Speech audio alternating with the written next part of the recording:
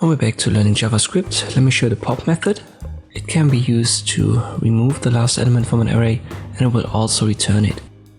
Let me write out our array here. It consists of a couple of colors.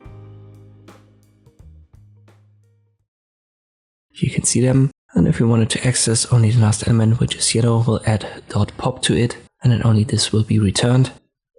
Let me show you by printing out the array before and after. If we print it out after, it will have all the colors except for yellow.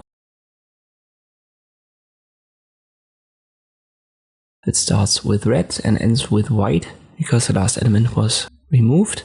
And when we use the same code line before the pop method, we will get the entire array from red to yellow.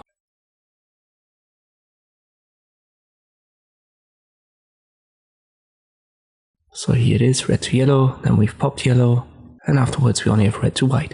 And this is how you can use the pop method in JavaScript. I hope this video was helpful, thank you for watching, and I'll see you next time.